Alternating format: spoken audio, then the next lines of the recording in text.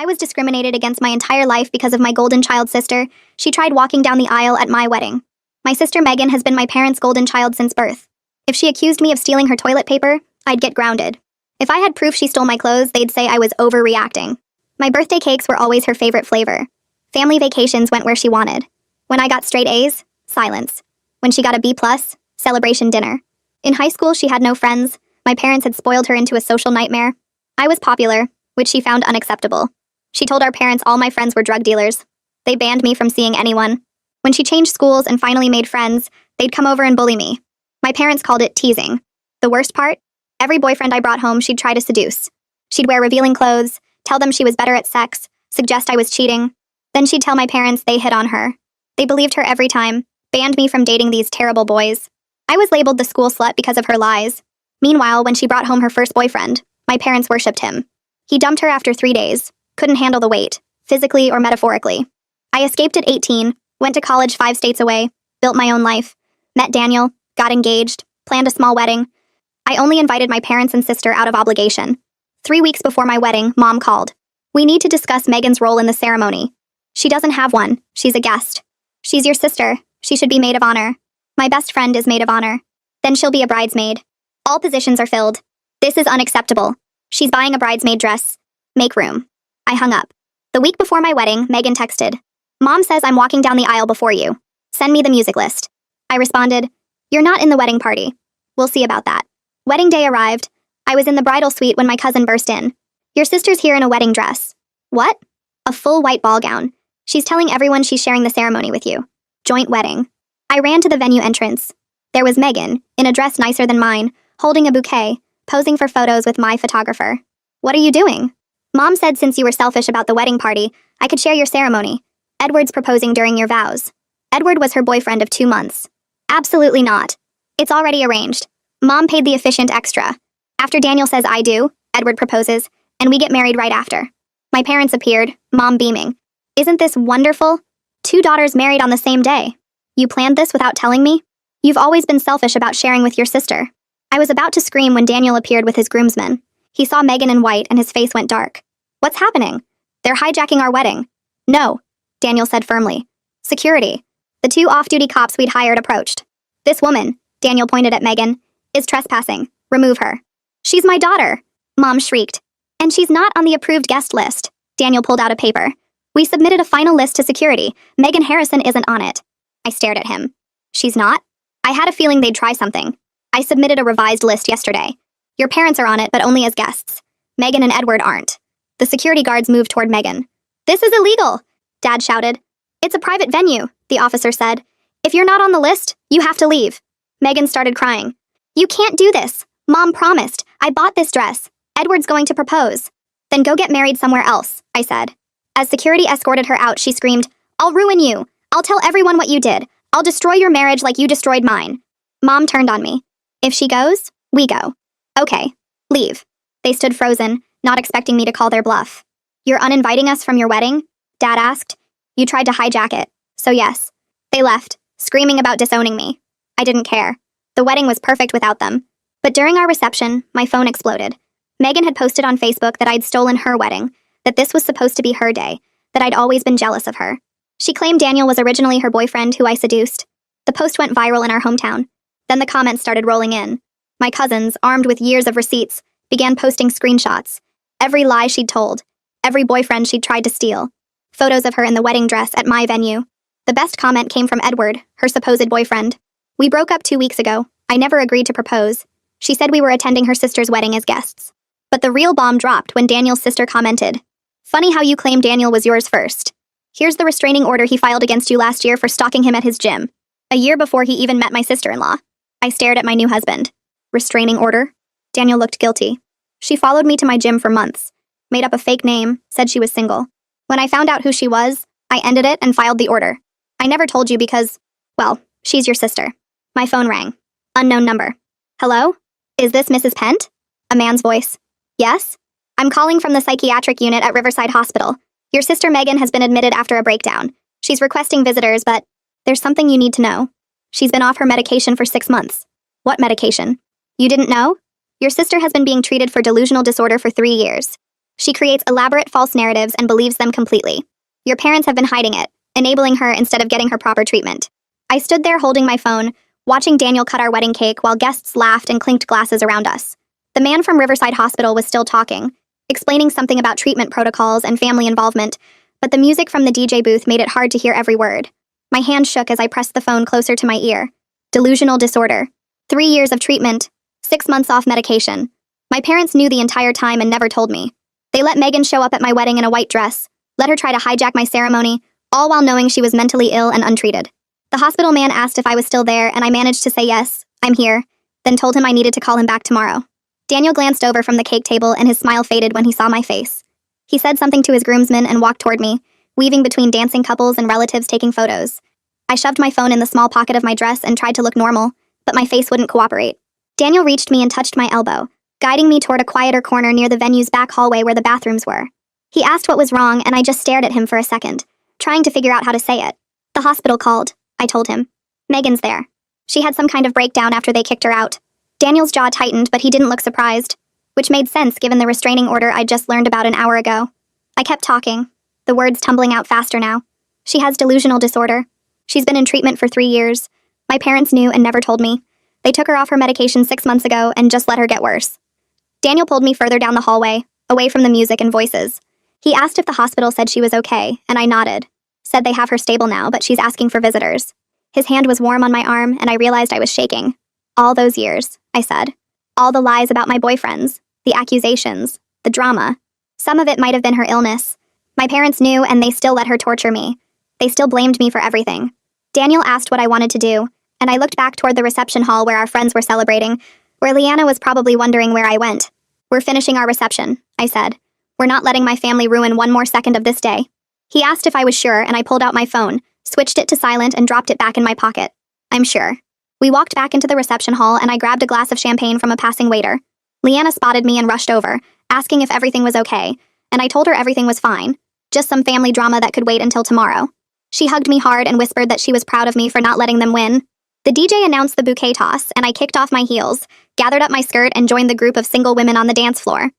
I threw that bouquet as hard as I could and watched my cousin catch it with both hands, laughing and jumping.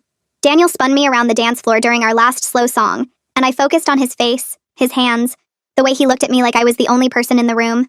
The reception ended just after midnight when the venue staff started cleaning up tables and stacking chairs. Daniel and I said goodbye to the last guests, thanked them for coming, accepted final hugs and congratulations. We drove to our honeymoon suite at a hotel downtown, the one with the big windows overlooking the city. I didn't check my phone until we got inside, and I saw the screen light up with notification after notification. 47 messages. I sat on the edge of the bed and started scrolling. Most were from relatives asking what happened, if Megan was okay, if I knew she was in the hospital. A few were from cousins I barely talked to, saying they saw the Facebook drama and wanted to make sure I was all right. 3 were from my aunt asking me to call her as soon as possible. Daniel came out of the bathroom and sat next to me, reading over my shoulder. My phone started ringing and Nora's name flashed on the screen. I answered and she didn't even say hello, just launched into an explanation about why she posted all those receipts online. She said she'd been collecting evidence of Megan's lies for years, screenshots and photos and messages, because she was sick of watching my sister torture me while my parents acted like I was the problem. She said at least 6 other cousins had similar collections, stories of Megan lying about them or manipulating situations or causing drama at family events. I asked why no one ever said anything before, and Nora got quiet for a second. She said everyone was scared of my parents, scared of causing family conflict, scared of being the one to call out the golden child. But watching Megan show up at my wedding in a white dress was the last straw. She said she wasn't going to let my sister rewrite history on Facebook and make me look like the villain. I thanked her and we talked for another 10 minutes about the hospital call, about the diagnosis I never knew existed, about how my parents had hidden everything. Nora said it explained so much but didn't excuse it, and I agreed.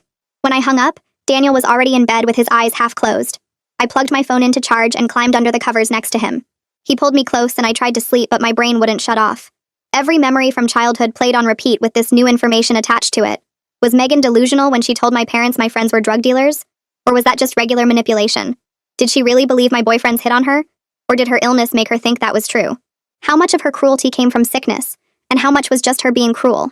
Daniel's breathing got slow and steady, but I stared at the ceiling for hours, my mind spinning between anger at my parents and this weird, unexpected sympathy for Megan.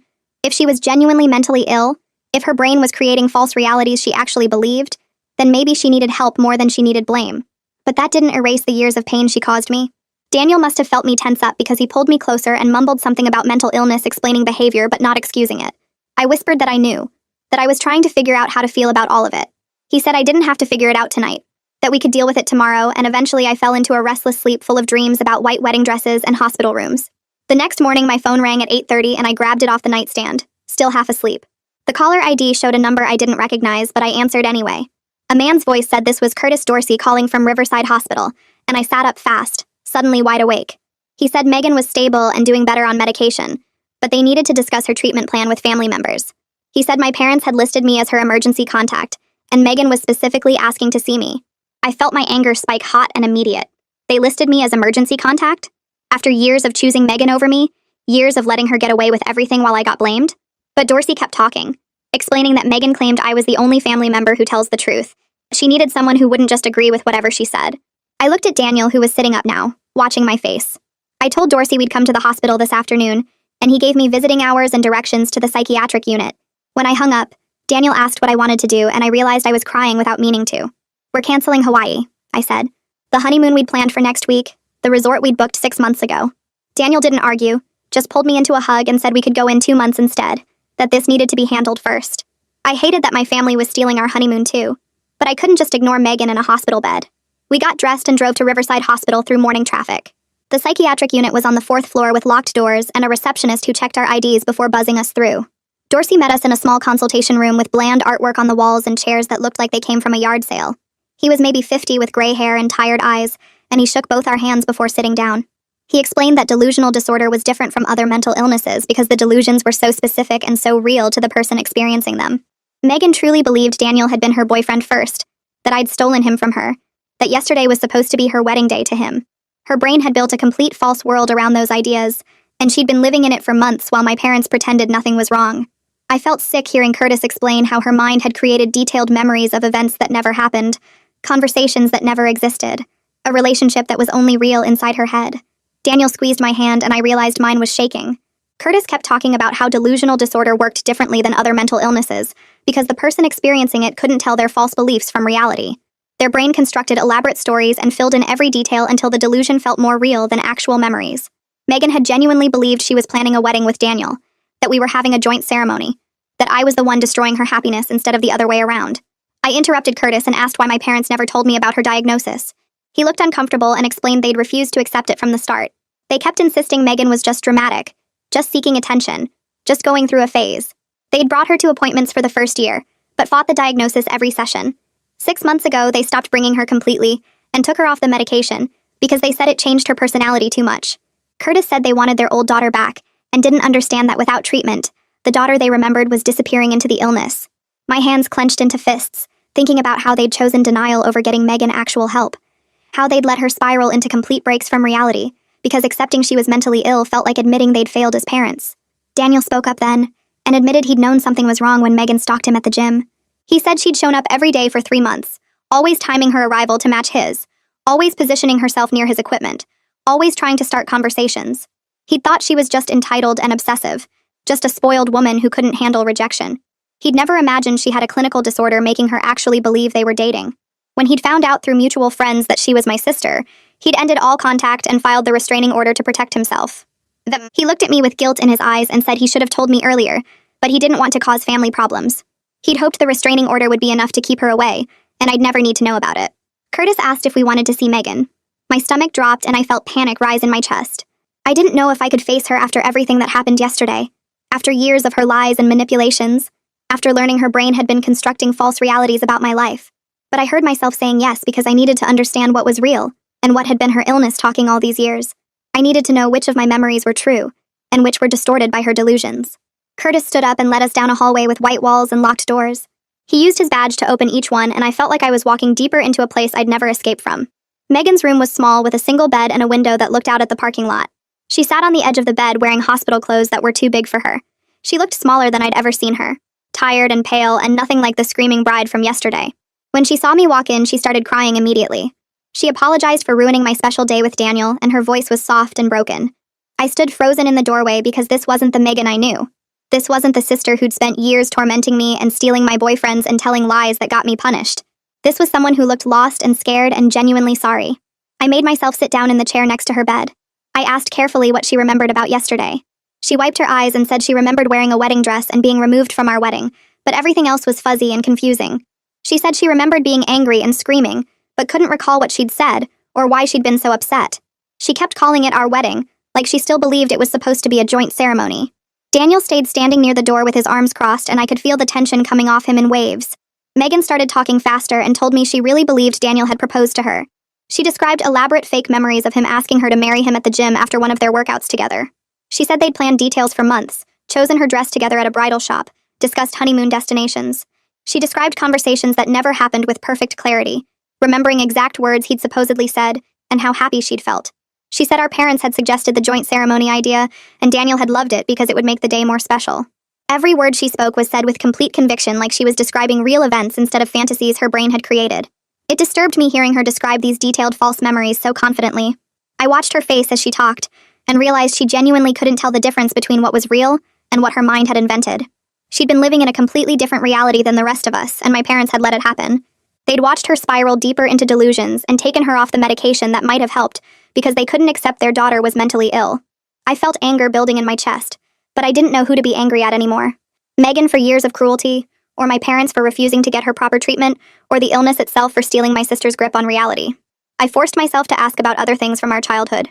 I asked about the boyfriends she'd claimed hit on her, the friends she'd said were drug dealers, the times she'd told our parents I was doing things I'd never done. She looked confused and said she didn't remember saying those things. She asked if I was sure that had happened because it didn't sound like something she'd do. Her confusion seemed genuine, and I realized she might not remember any of it. Her brain had rewritten so much of her history that she couldn't separate truth from fiction anymore. Curtis came back later after Megan had been taken for some kind of evaluation. He sat down with Daniel and me in a different consultation room and explained that her memories were genuinely unreliable now. Some of her accusations from our childhood might have been delusional episodes even back then. Others might have been calculated manipulation before her disorder got worse. The problem was that Megan herself probably couldn't tell the difference anymore. Her brain had mixed real memories with false ones until everything blurred together into a version of history that made sense to her distorted perception. He said we might never know which of her actions came from illness, and which came from the personality our parents had created by spoiling her. The two things had tangled together over years until they were impossible to separate. I left the consultation room feeling like I'd been standing in the same spot for hours, even though Curtis had only talked to us for maybe 20 minutes. My brain kept trying to sort through everything he'd said about Megan's memories being unreliable, and her brain mixing up real events with fake ones, until she couldn't tell them apart anymore. Daniel walked beside me down the hospital hallway with his hand on my lower back, and I could feel him watching me, but I didn't know what to say. We found a quiet waiting area with uncomfortable plastic chairs and sat down because I needed to just stop moving for a second. My phone buzzed, and I saw a text from Mom saying they were on their way to the hospital and would be there in an hour. I stared at that message and felt my stomach twist because I knew this conversation was going to be awful. Daniel asked if I wanted coffee, and I said yes. Even though I didn't really want it, I just needed him to do something normal while I tried to figure out how I was supposed to feel about any of this. He came back with 2 cups from the hospital cafeteria that tasted like burnt water, but I drank it anyway because it gave me something to do with my hands. The hour passed too fast and too slow at the same time. I kept checking my phone and watching people walk past us in the waiting area and trying not to think about what I was going to say to my parents when they got here. Daniel scrolled through his phone and showed me some of the Facebook comments that were still coming in on Megan's post, and apparently half our hometown was now discussing our family drama in detail. One of my old high school teachers had commented asking if I was okay. 3 of my cousins were in a group chat planning to post more receipts about times Megan had lied to them.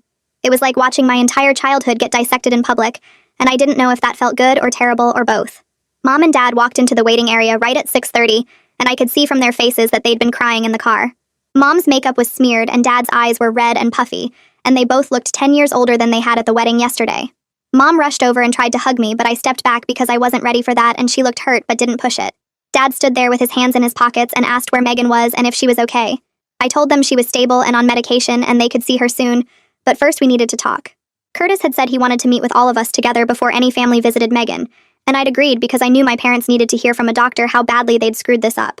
We walked down another hallway to a different consultation room, and Curtis was already there waiting with a folder full of papers and a serious expression that made my dad immediately defensive. Curtis introduced himself and shook my parents' hands and asked them to sit down. Mom immediately launched into this explanation about how they'd just been trying to help Megan and support her through a difficult time, and they didn't realize she needed serious medical intervention. She said it like she was talking to a principal about why her kid didn't do their homework, like this was just a little mistake anyone could make. I felt my jaw clench because she was already making excuses before Curtis had even said anything. Curtis let her finish, and then opened his folder and pulled out what looked like medical records. He explained that Megan had been diagnosed with delusional disorder 3 years ago after she'd had a breakdown at work where she'd accused her boss of stealing her ideas and trying to ruin her career. The boss had been a woman in her 50s who barely knew Megan's name, and the whole thing had been completely made up in Megan's head. She'd been hospitalized then too, and put on medication that had helped a lot, and for about 2 years she'd been doing really well with regular therapy and medication management. Dad interrupted and said the medication had changed her personality and made her flat and emotionless, and they'd wanted their real daughter back. Curtis looked at him with this patient expression, like he'd heard this exact thing 1,000 times before, and said that was a common concern. But the medication had actually been helping Megan separate reality from delusion. Without it, her brain had started creating more and more elaborate false narratives that she believed completely. He said that by taking her off medication 6 months ago, they'd basically let her condition get worse and worse until she'd had a complete break from reality at my wedding. Mom started crying and said they'd thought they were helping her, that the doctors were just trying to drug their daughter into being someone she wasn't. I felt something snap inside me because I'd been sitting there listening to them make excuses, and I couldn't do it anymore. I told them they hadn't been helping Megan. They'd been enabling her to get sicker because they couldn't accept that their perfect daughter was mentally ill. My voice came out louder than I meant it to, and Daniel put his hand on my knee, but I kept going. I told them they'd let Megan torment me for years, believed every lie she told, blamed me for things I didn't do, and now I find out she's been sick this whole time, and they knew about it and did nothing. I said they'd hurt both of us with their denial, me by letting Megan destroy my childhood, and Megan by refusing to get her proper treatment. Dad tried to argue that the medication had made her not herself, and they'd wanted their real daughter back. But I cut him off and said her real daughter was sick and needed help, and they'd chosen to pretend that wasn't true because it was easier than accepting it. Curtis stepped in and explained that untreated delusional disorder gets progressively worse over time. He said that when someone with this condition stops taking medication, their brain starts creating more and more false narratives to explain their experiences and emotions. The delusions become more elaborate and more disconnected from reality, and the person loses the ability to recognize what's real and what's not. By stopping Megan's medication, my parents had allowed her condition to get bad enough that she genuinely believed Daniel was her boyfriend, that she was getting married, that I'd stolen her life. She'd had a complete break from reality, and it could have been prevented if they'd just kept her on her medication and in therapy. Mom and Dad both started crying then, really crying, not just tearing up. Mom put her face in her hands and her whole body shook, and Dad covered his eyes and his shoulders hunched forward. Mom said through her tears that they hadn't wanted to believe their daughter was mentally ill, that accepting the diagnosis had felt like admitting they'd failed as parents. She said they'd thought if they just loved her enough and supported her enough, she'd get better on her own without needing drugs to fix her brain. I sat there watching them cry, and I felt this complicated mess of emotions I couldn't sort out. Part of me was still angry because their denial had cost me my entire childhood and had nearly ruined my wedding. Part of me felt sorry for them because I could see they really hadn't understood what they were doing. Part of me was just exhausted because this whole situation was so much bigger and more complicated than I'd ever imagined. I looked at Daniel and he squeezed my hand, and I realized I needed to get out of this room before I said something I'd regret. Daniel and I left the hospital around 8 and checked into a hotel a few blocks away because neither of us could face the long drive home yet. We got a room on the 3rd floor with a view of the parking lot and sat on the edge of the bed not talking for a while.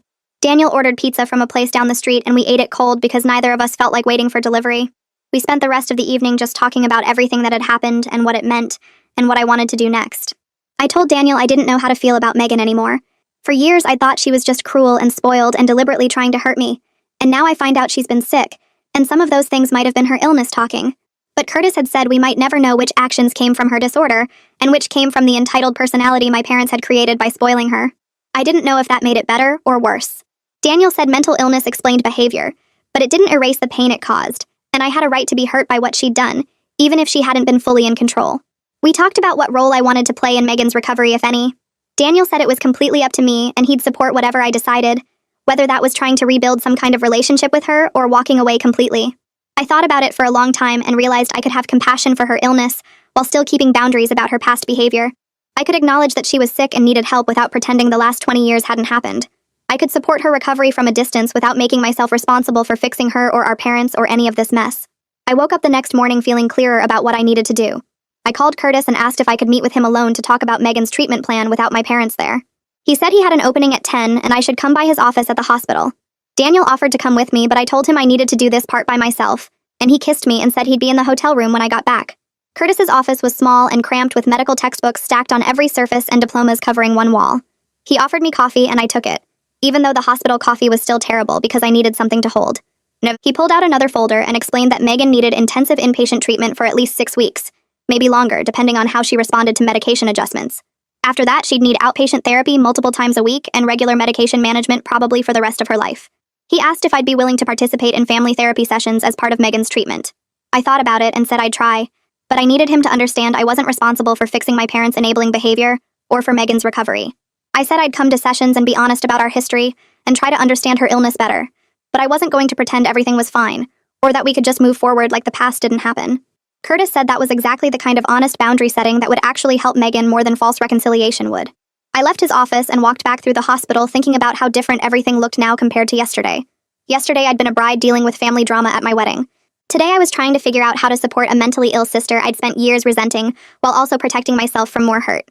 I got back to the hotel and found Daniel watching TV and eating leftover pizza for breakfast, and I sat down next to him and put my head on his shoulder. My phone rang, and it was the hospital administrator saying my parents were meeting with social services about Megan's treatment coverage. I didn't need to be there for that, but apparently they'd asked if I could come because they were having trouble understanding the insurance information. I almost said no because dealing with insurance paperwork was not my problem. But then I thought about Megan sitting in that hospital room confused and scared, and I couldn't quite bring myself to abandon her completely, even after everything. Daniel and I drove back to the hospital and found my parents in a small office with a social worker who looked exhausted. The social worker was explaining that Megan's insurance had limited mental health benefits, and the intensive inpatient program Curtis recommended would cost thousands of dollars out of pocket. My parents looked shocked and kept asking if there were cheaper options or if regular outpatient therapy would be enough. The social worker patiently explained that Megan's condition was too severe for outpatient care right now, and she needed the structure and monitoring of inpatient treatment. Mom turned to me and asked if I could help them figure out the costs and maybe research other treatment facilities that might be less expensive. I felt that familiar surge of resentment because of course they wanted me to fix this problem after spending years making me the problem. But I looked at Dad's confused expression as he tried to read through pages of insurance documents he clearly didn't understand, and I realized they were genuinely overwhelmed. I sat down and started going through the paperwork with the social worker, asking questions about payment plans and whether there were any programs that could help cover costs. I spent the next hour going through insurance documents with the social worker, breaking down what different treatment programs would cost and what my parents' insurance actually covered. The numbers were brutal. The intensive inpatient program Curtis recommended would run about $40,000 for 6 weeks, and their insurance would only cover maybe $15,000 of that. My parents looked sick when I explained the gap they'd need to pay. Dad kept asking if there were payment plans or financial assistance programs. I pulled out my phone and started searching for psychiatric treatment facilities that offered sliding scale fees or had better insurance partnerships. I found 3 places within 100 miles that might work, wrote down their contact information, and handed the list to the social worker. Mom reached over and squeezed my hand, which felt weird and uncomfortable after years of her choosing Megan over me for everything. I pulled my hand back and told them I'd helped with the research, but they needed to handle the actual arrangements because I wasn't taking responsibility for fixing their mess. The social worker nodded and said she'd start making calls to these facilities tomorrow to check availability and costs. We left the office and I felt exhausted from dealing with insurance paperwork and my parents' overwhelmed faces. Daniel and I got back to our hotel room around 6 that evening. I collapsed on the bed and stared at the ceiling, feeling like I'd spent my entire honeymoon week managing a crisis that wasn't mine to manage. My phone rang and I saw Leanna's name pop up. I answered and she immediately asked how I was doing and if I was okay. I told her I was at a hospital dealing with Megan's psychiatric treatment, instead of on a beach in Hawaii like we'd planned. Leanna was quiet for a second, then said she was calling specifically to remind me that I just got married 5 days ago and shouldn't be spending my entire honeymoon week dealing with family drama. She asked why I felt responsible for fixing my parents' mistakes when they'd spent my whole childhood making me feel like the problem. I didn't have a good answer. She told me I deserved to celebrate my marriage and be happy instead of drowning in my family's dysfunction. I felt guilty hearing her say it because she was right, and I'd been dragging Daniel through this mess when we should have been celebrating. Leanna made me promise to take at least 1 full day off from the hospital visits to actually enjoy being newlyweds. I agreed and thanked her for the reality check. After I hung up, I looked at Daniel and apologized for putting him through this instead of going on our honeymoon. Daniel sat down next to me on the bed and said he married me knowing my family was complicated. He reminded me that he'd literally had my sister removed from our wedding by security, so he wasn't surprised that family drama continued afterward. He told me that handling difficult situations together is what marriage actually means, not just the fun parts. He said he'd rather be here supporting me through this crisis than sitting on a beach in Hawaii pretending everything was fine while I worried about my sister being hospitalized. I asked if he was sure because this wasn't how honeymoons were supposed to go. He kissed my forehead and said our honeymoon could wait a few months, but my family situation needed attention now. He suggested we take Leanna's advice and spend tomorrow doing something fun together instead of going to the hospital. I agreed that sounded good and felt grateful that I'd married someone who didn't run away when things got messy. The next morning, we slept in late and then drove to a nearby town that had cute shops and restaurants. We spent the day walking around holding hands, trying on ridiculous hats in a vintage store, and eating lunch at a cafe with outdoor seating. It felt amazing to just be a normal couple enjoying each other's company, instead of crisis managing my family's problems. We found a bookstore and spent an hour browsing, then got ice cream and sat in a park watching people walk their dogs. For a few hours, I actually forgot about Megan and the hospital and my parents enabling. Daniel and I talked about where we wanted to travel next year and what color we should paint our bedroom and other normal newlywed conversations. We had dinner at a nice Italian restaurant, and Daniel ordered wine, and we toasted to taking breaks from family drama. I realized how much I needed this day to remember why I married him, and that we were supposed to be celebrating, not just dealing with crises. We got back to the hotel that night, and I felt more relaxed than I had since the wedding. 2 days later, I returned to the hospital for the first family therapy session. Curtis had arranged it and said it was important for understanding the family patterns that had enabled Megan's condition to worsen. I walked into a consultation room and found my parents already sitting there looking nervous. Megan arrived a few minutes later with a nurse, looking calmer than I'd seen her in years. Daniel came with me for support and sat next to me. The therapist was a woman in her 50s who introduced herself and explained that this session would focus on identifying unhealthy family dynamics. She had us sit in a circle and started by asking each person to describe their understanding of why we were here. My parents immediately launched into explanations about how they didn't realize Megan's condition was serious and thought they were helping by taking her off medication. The therapist listened without commenting and then turned to me. Megan spoke quietly and said she was starting to understand that her brain had been creating false memories and beliefs. She apologized for ruining my wedding, then paused and said she wasn't actually sure if she really ruined it or if that was another confused memory. She looked genuinely distressed, trying to figure out what was real. She apologized for other things too, listing off incidents from our childhood, but kept stopping herself and saying she didn't know if those things actually happened the way she remembered. It was painful watching her struggle to separate reality from the false narratives her disorder had created. She said she remembered me being upset a lot when we were growing up, but couldn't tell anymore if she'd actually done the things I was upset about, or if her brain was filling in gaps with made-up details. The therapist explained that this confusion was normal for someone with delusional disorder who was just starting medication again after months without it. Megan looked at me and said she was sorry for whatever she'd actually done, even if she couldn't remember all of it clearly. The therapist shifted focus to my parents and started pointing out patterns in how they'd handled Megan's behavior over the years. She noted that they'd consistently dismissed concerns from doctors, teachers, and family members who noticed something was wrong. Mom got defensive immediately and said they were just trying to protect their daughter from being labeled as mentally ill. Dad jumped in and insisted they truly didn't realize how serious Megan's condition was. The therapist asked them directly why they'd stopped bringing Megan to appointments and discontinued her medication 6 months ago. Mom said the medication made Megan seem flat and emotionless, like she'd lost her personality. Dad added that they wanted their real daughter back, not some drugged version.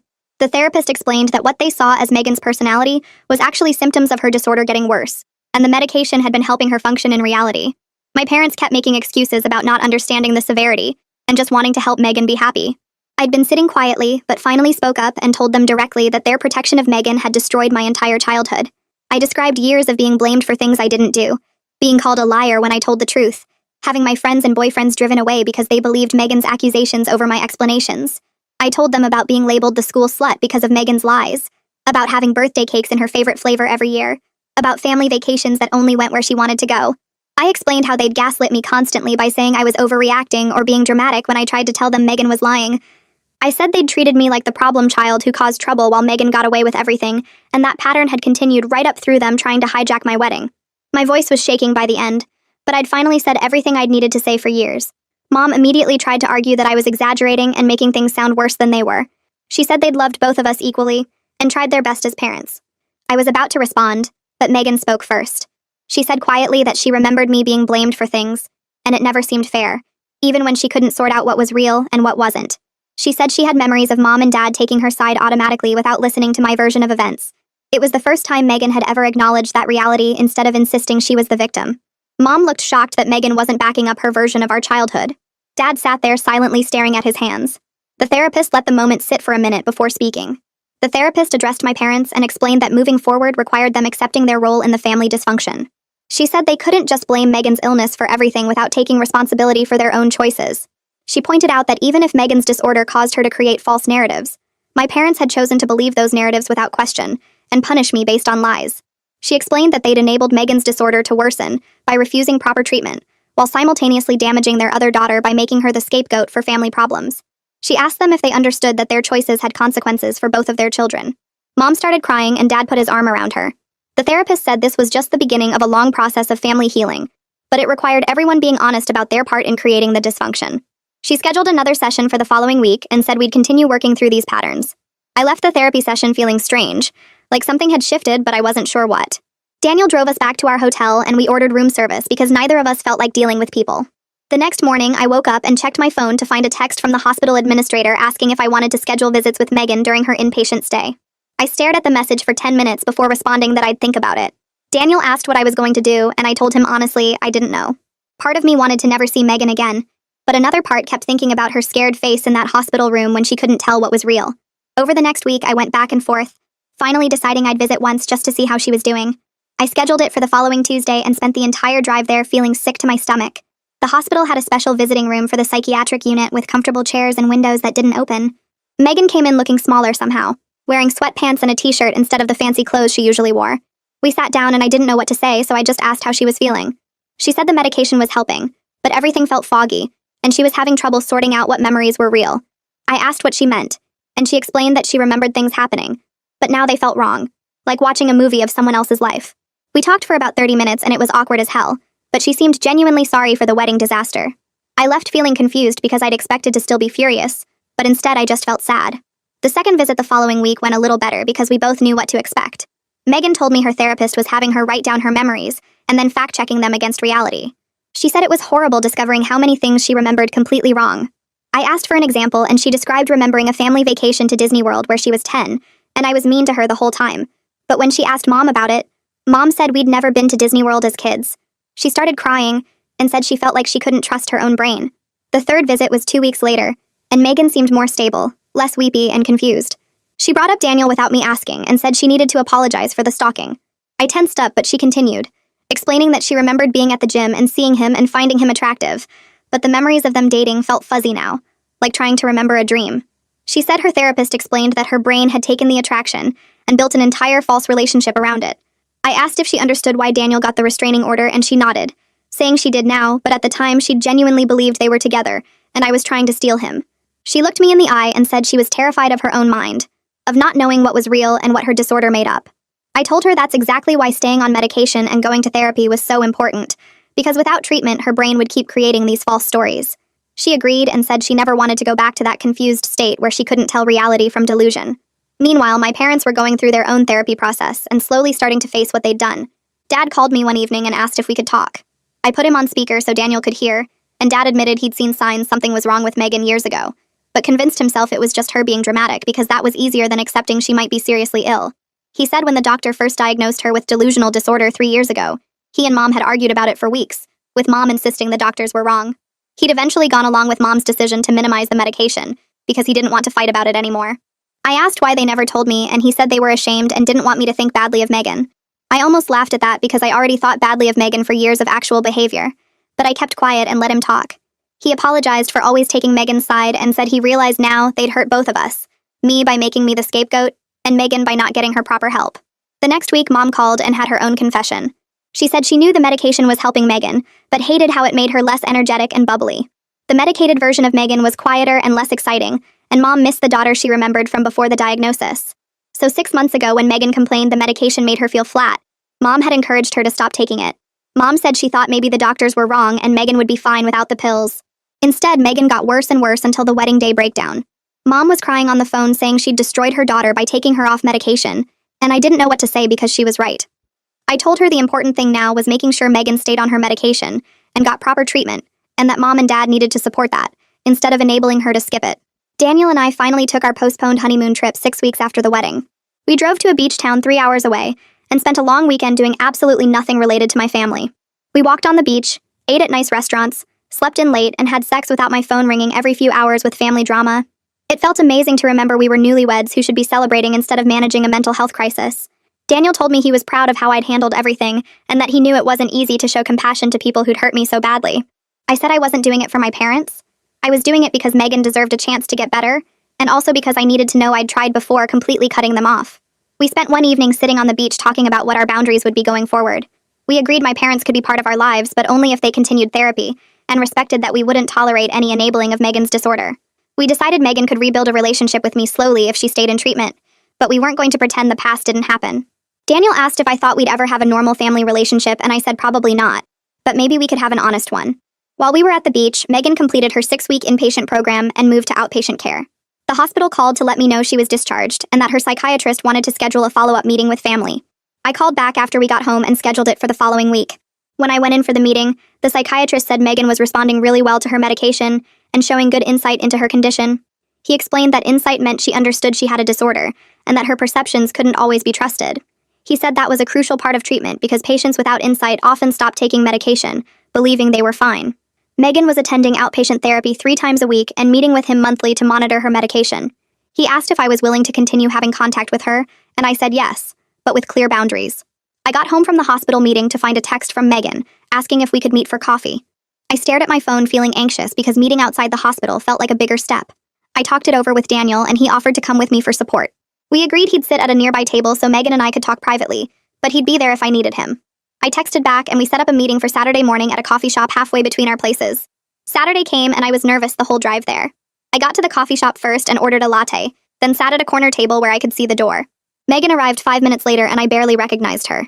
She looked healthier than I'd seen her in years, her face calmer and less manic. She'd gained a little weight, which actually looked good on her, and she was dressed in normal jeans and a sweater instead of the attention-seeking outfits she used to wear. Daniel came in behind her and took a seat 3 tables away with his own coffee and a book. Megan sat down across from me and immediately thanked me for not abandoning her completely, despite everything she'd put me through. She said most people in her position would have family members who just walked away, and she understood that would have been fair. I stirred my latte and watched her face as she talked about her therapy sessions.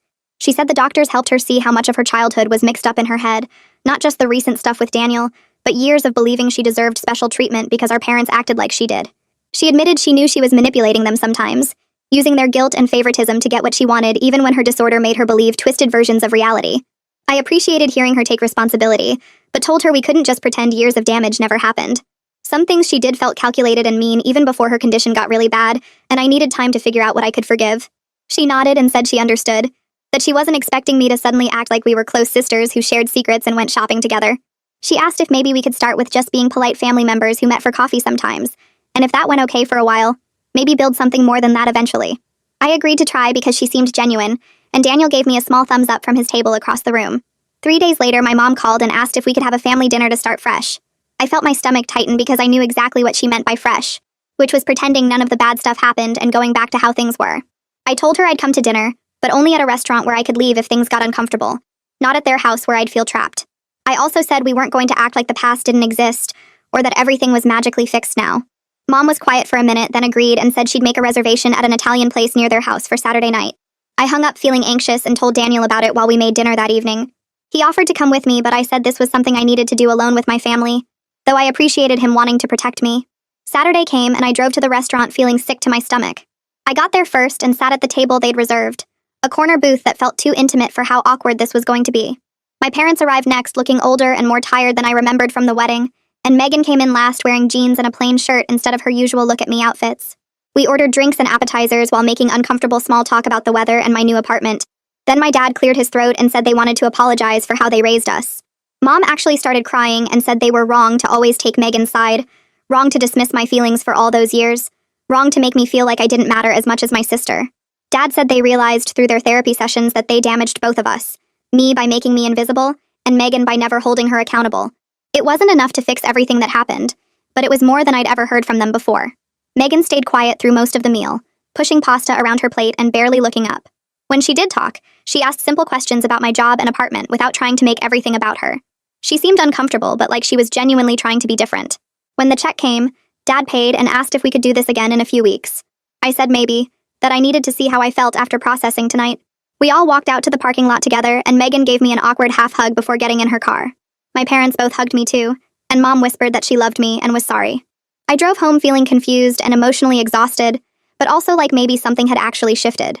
Over the next few weeks, I set up clear rules with my family about what I was willing to do. I told them I'd support Megan's recovery by meeting with her sometimes and answering her texts, but I wasn't going to be her therapist or best friend. I told my parents I'd have occasional dinners with them, but I wasn't coming to their house for holidays or pretending we had a normal family relationship. I said if they went back to their old patterns of favoring Megan or dismissing me, I'd walk away and not come back. They all agreed to my terms, though I could tell it was hard for them to accept I was setting boundaries they couldn't negotiate around. Daniel supported every decision I made and never pushed me to forgive them faster or give them more chances than I was comfortable with. 2 months after our chaotic wedding day, Daniel and I finally took our real honeymoon to Hawaii. We spent a week on Maui staying at a resort right on the beach, swimming and hiking and eating amazing food. It felt incredible to relax and focus on being newlyweds instead of managing family drama. We talked about our future together, about buying a house and maybe having kids someday when we were ready. I realized I could actually breathe and be happy knowing my family situation was more stable now. even if it would never be perfect. Daniel held my hand on the beach one evening and told me he was proud of how I handled everything, that a lot of people would have either completely cut off their family or let them walk all over boundaries again. On our 4th day in Hawaii, my phone buzzed with a text from Megan. She sent a photo of herself sitting in a circle of chairs with other people, all of them holding notebooks and looking engaged. She said it was her outpatient therapy group, and thanked me again for not giving up on her completely, for giving her a chance to prove she could be better. I showed Daniel the photo and felt genuinely happy seeing her smile look real instead of forced or manic. I texted back telling her I was proud of her for sticking with treatment and that I'd see her for coffee when I got back home. She sent back a simple thanks and a heart emoji, which was more normal sister behavior than anything she'd ever sent me before. I put my phone down and looked out at the ocean, feeling the warm sun on my face and Daniel's arm around my shoulders. I realized I was actually happy for Megan's recovery, while also accepting that we'd never have the kind of relationship where we called each other every day, or were each other's best friends. We were finding a new version of being sisters that worked for both of us, one built on honesty and boundaries instead of the toxic patterns we grew up with. It wasn't the fairy tale ending where everything was perfect and we all lived happily ever after, but it was real and it was something I could live with. I leaned into Daniel and watched the waves crash against the shore, grateful for the life I'd built away from all that dysfunction, and hopeful that maybe my family could actually change this time. I got back from Hawaii and found 3 missed calls from Nora. She left a voicemail asking if we could talk soon about some family stuff. Nothing urgent but important. I called her back that evening and she told me that a bunch of our cousins had been talking after seeing the Facebook drama from my wedding. They all felt terrible about staying quiet for so many years while they watched Megan treat me like garbage. Nora said at least 7 of them wanted to meet up and apologize for not speaking up when they saw what was happening. I told her an apology wasn't necessary, but I'd be happy to see everyone. We set up a lunch at a restaurant near my apartment for the following Saturday. Daniel came with me for support, but sat at a different table to give us space. My cousins showed up one by one until there were 8 of us crowded around a big table. They started sharing their own stories about Megan. My cousin Jillian told us about a summer when Megan accused Jillian of stealing her jewelry, and our aunt made Jillian turn out all her pockets and bags in front of everyone at a family barbecue. The jewelry was later found in Megan's own room, but no apology ever came. My cousin Josh said Megan told his parents he was selling drugs in high school, which got him grounded for 3 months and nearly cost him his college acceptance. My cousin Sarah described how Megan spread rumors that Sarah was pregnant at 16, which destroyed Sarah's reputation at the school and made her parents pull her out and homeschool her for a year. Each story was like looking in a mirror. They'd all experienced the same pattern of lies, false accusations, and our family believing Megan without question. Nora said she'd wanted to say something at so many family gatherings, but was scared of causing drama or making things worse for me. I told them I understood, and that I'd spent years thinking maybe I was the problem. Maybe I really was as terrible as Megan made me seem. Hearing that other people saw the same patterns and experienced the same treatment made something loosen in my chest that had been tight for 20 years. We spent 3 hours at that restaurant sharing stories and laughing about the absurdity of it all now that we could see it clearly. A few weeks after that lunch, my mom called and asked if I'd be willing to meet them at a coffee shop. She said they'd started going to a support group for families dealing with mental illness and wanted to talk to me about what they were learning. I agreed but told Daniel where I'd be and asked him to call me in an hour as an excuse to leave if I needed one. My parents looked older when I met them, more tired around the eyes. Dad ordered coffee for all of us, and Mom pulled out a notebook she'd been keeping from the support group sessions. She said their group leader had helped them understand that trying to protect Megan from her diagnosis had actually made everything worse. They'd thought keeping her off medication would preserve who she really was, but instead they'd let her disorder take over completely. Dad admitted they'd seen signs for years before the official diagnosis. Megan's false accusations against me, her elaborate stories that didn't match reality, her inability to maintain friendships or relationships. They'd explained it all away as drama or jealousy instead of recognizing she needed professional help. Mom cried and said she was sorry for making me feel invisible and unimportant my whole childhood. She said the support group helped her see that favoring Megan hadn't helped either of us. I told them I appreciated the apology, but that rebuilding trust would take time and consistent action, not just words. They both nodded and said they understood. Dad mentioned they'd been working with Megan's treatment team to make sure she stayed on her medication and attended all her therapy appointments. They were learning to set boundaries with her instead of enabling every behavior. It wasn't a perfect conversation and I didn't leave feeling like everything was fixed, but it was a start. 3 months after the wedding, Megan sent me a text with a photo of herself in a work uniform standing in front of a bookstore. She said she'd gotten a part-time job shelving books and helping customers, just 15 hours a week, but it was her first real job in 2 years. She'd also moved into a supervised apartment where a caseworker checked on her twice a week and helped her manage medication and daily tasks. I texted back congratulating her and asking how she liked the work. She said it was harder than she expected because she had to interact with strangers and follow a schedule, but her therapist said structure was good for her recovery. Over the next few weeks, she'd occasionally text me updates about small victories at work, or something funny that happened during group therapy. The texts were normal and boring in the best possible way, just regular sister stuff without any drama or manipulation. I found myself actually looking forward to hearing from her, curious about how she was doing in a way I'd never been before. Daniel and I decided to host a small dinner party to celebrate making it through the chaos and to thank the friends who'd supported us. We invited Leanna, Daniel's sister Peyton, and 3 other close friends. I spent the afternoon cooking while Daniel cleaned the apartment and set up our tiny dining table with candles and nice plates we'd gotten as wedding gifts. Everyone arrived around 7 and we opened wine and stood around the kitchen while I finished the last dishes. Leanna brought up the wedding disaster and soon we were all laughing about Megan showing up in a wedding dress and my parents trying to force a joint ceremony. Peyton told everyone about posting the restraining order on Facebook and watching the comments explode in real time. One of our friends admitted she'd been refreshing the Facebook post every 5 minutes during our reception to see what would happen next. Daniel raised his glass and said he married me knowing my family was complicated, but watching me handle everything with such strength made him love me even more. Everyone clinked glasses and the conversation moved on to other topics, but I felt grateful for these people who showed up for us when my own family couldn't. My relationship with my parents started improving slowly over the following months. They came to our apartment for dinner once and brought a photo album of pictures from my childhood they thought I might want. Mom pointed out photos from birthdays and school events they'd actually attended, trying to show me they hadn't completely ignored me even if it felt that way. I appreciated the gesture even though looking at those photos mostly reminded me of feeling secondary to Megan at every event. They asked about my job and our life together, actually listening to my answers instead of waiting to talk about Megan. We started having phone calls every couple weeks that felt less forced and more genuine. I knew we'd never have the close relationship some families had, where you called your mom about everything and visited every weekend. But we were building something real and honest, where they took responsibility for their mistakes, and I set clear boundaries about what I needed going forward. It wasn't perfect, but it was healthier than anything we'd had before. Megan and I started meeting for coffee once a month. She'd take the bus to a cafe near my apartment, and we'd sit outside if the weather was nice. Our conversations stayed on safe topics like her job, my work projects, shows we were watching. She told me about her therapy homework and the coping strategies she was learning. I told her about redecorating our apartment and a trip Daniel and I were planning. We didn't talk about the past or the wedding or all the years of hurt between us. Sometimes the conversation felt awkward, and I'd run out of things to say. But there was something genuine growing between us that hadn't existed before. She was trying hard to be better, and I respected that effort even if I couldn't forget everything that happened. After each coffee date, I'd feel okay about seeing her again next month, which was more than I'd ever expected to feel about my sister. 4 months after our wedding day, I woke up next to Daniel in our apartment and felt genuinely happy about how everything turned out. My family was dealing with their issues through proper therapy and treatment instead of pretending everything was fine. Megan was stable on medication and working toward real independence instead of being enabled into helplessness. My parents were learning to take responsibility for their choices instead of blaming everyone else. Daniel and I had gotten stronger as a couple by facing this crisis together, instead of letting it divide us. I'd learned that sometimes the best outcome wasn't everyone reconciling perfectly and becoming one big happy family. Sometimes the best outcome was everyone being honest about reality, setting healthy boundaries and building something real even if it wasn't what you originally wanted. I still had complicated feelings about my childhood and all those years of being treated as less important than Megan. But I also had a life I'd built for myself, people who actually cared about me, and a family that was finally dealing with their problems instead of creating new ones. That was enough.